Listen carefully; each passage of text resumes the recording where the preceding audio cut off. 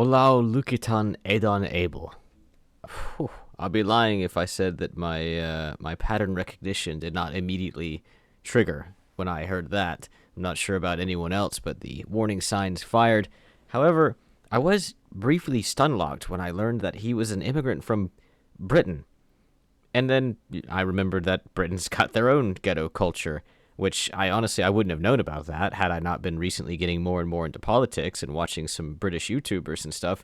It's kind of odd. They do have their own. I'm assuming it's a different kind of flavor exactly, but I've seen that they actually have teen takeovers in the UK where they just have like a massive amount of black kids. I say kids, but I mean there's teenagers and young adults and 20-year-olds and stuff coming out and doing the same thing they do in the USA.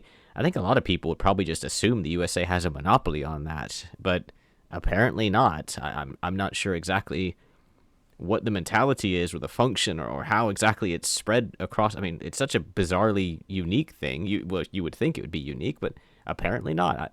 I don't know how that happens, how it got over into the UK, or I don't know. I mean, it's odd, but yeah, apparently this guy, and I don't know how British he is anyway. I mean, he's apparently born in Britain, but his name's Olaolukitan Adon-Abel, and he was British. He came over to the USA, and then he naturalized in the USA, and then he joined the Navy, and then he just went mad after a couple years. But as for the story, well, a homeless man bought him a gun for a straw purchase, which is when you buy a gun for another person who is not allowed to have a gun. And the reason he's not allowed to have the gun is because he went mad. He went mad before this iteration of him going mad.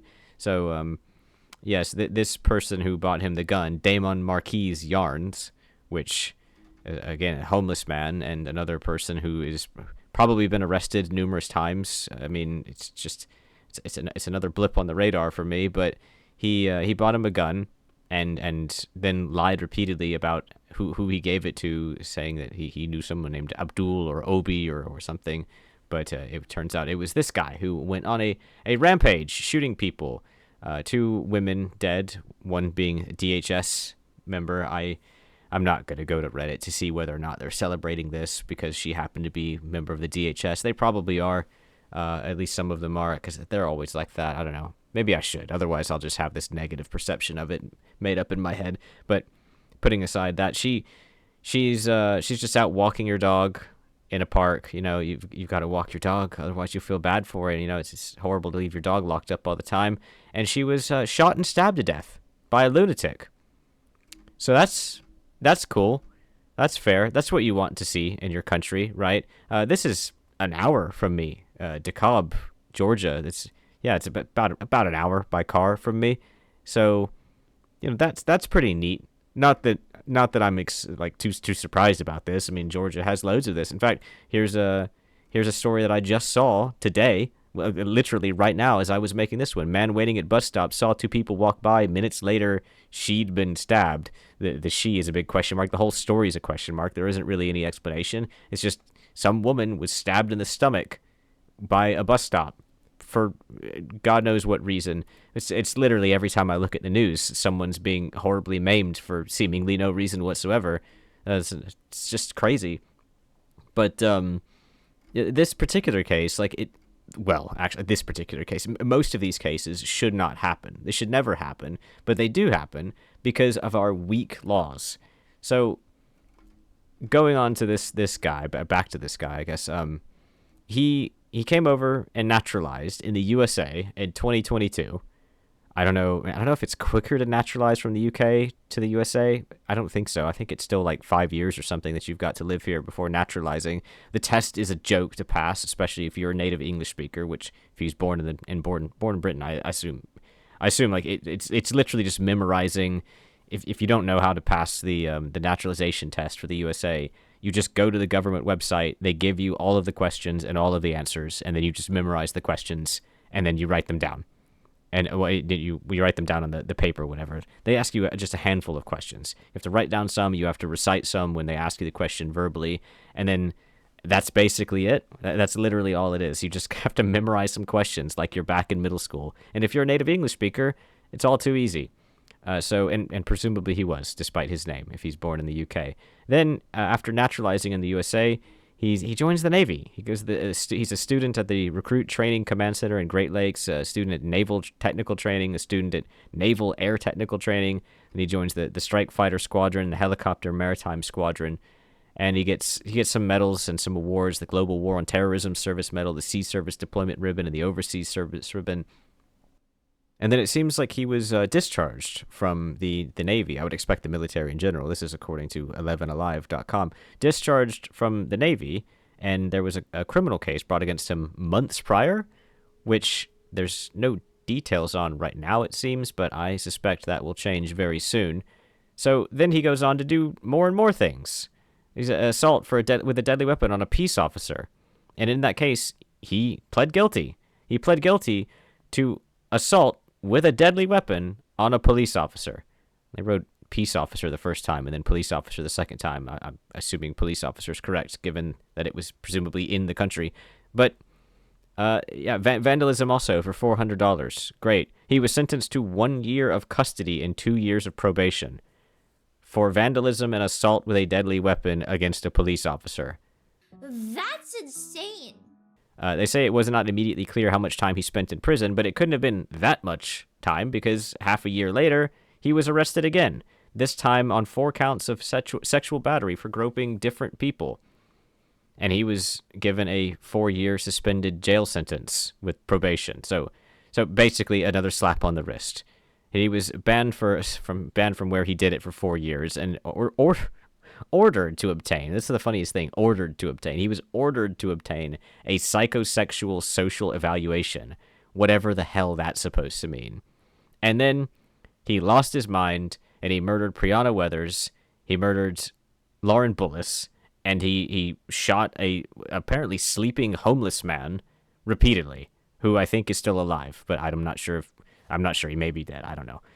So this is what we have to deal with. We're getting like 3rd generation red flag immigrants. Like they're born in the UK, then they're brought over here and naturalized here. Like, how is that? What is that pipeline here? Why are we being hit with the Boris wave? What the hell? I mean, that's a hell of a wave to make it across the Atlantic. Damn. I mean, what ridiculousness of it. This guy killed 2 people. May have done a 3rd. Depends on how that homeless guy's doing. And all of this because we have crap laws, really. I mean, this guy he even pled guilty to it, according to this. Pled guilty to a deadly attack with a deadly weapon against a police officer. Like, I'm telling you, right then and there, that's the line. Not in the sand, that's the line in the concrete. You have assault with a deadly weapon against a police officer, that's where I say execute them. They can't, even if they could be rehabilitated, why risk it? Why risk them being rehabilitated? And this is the result. This is damn near always the result. It's such a shock to these people that you can't just shout mental health at them and fix them. A psychosexual social evaluation. Come on, really? You could have just solved the problem. You could have just solved the problem with an appropriate response to someone trying to murder a police officer. That execution would have been the appropriate response. And now 2 people, and maybe 3 people, have met their ends because of this lunatic. It's a joke. We live in clown world. And we're importing our circus from people who are importing their circus from somewhere else. The UK doesn't want people like this, and we're getting these people from the UK. How is this happening? It's like Timu immigrants. Well, it's just so frustrating to me. And again, like I live like an hour from this happening. I mean, it's not like that's like, again, it's not like it's like, oh wow, scary. I mean, again, this crap happens all the time, all around us, all over the place. It's just you don't think it does. You feel like you're in some sort of safe and secure bubble, but realistically, this could happen to you at any moment of any day. And who's out there stopping it? They get arrested and then they get let free. Why? Let free, and he was in prison for no more than 6 months, because then he was arrested again after that. So, for sexual assault, repeated sexual assault even. And they still said, well, that's fine. It's fine. He has a name we can't pronounce, so it's wrong to jail him. Is that what they said? Well, he has the right skin color, so we can't do anything about it. What is the reason this guy just kept getting slaps on the wrist? $400 for vandalism, less than 6 months, if any at all. I don't even know if he got any, but it's just like he was arrested again, so he couldn't have gotten any more than 6 months.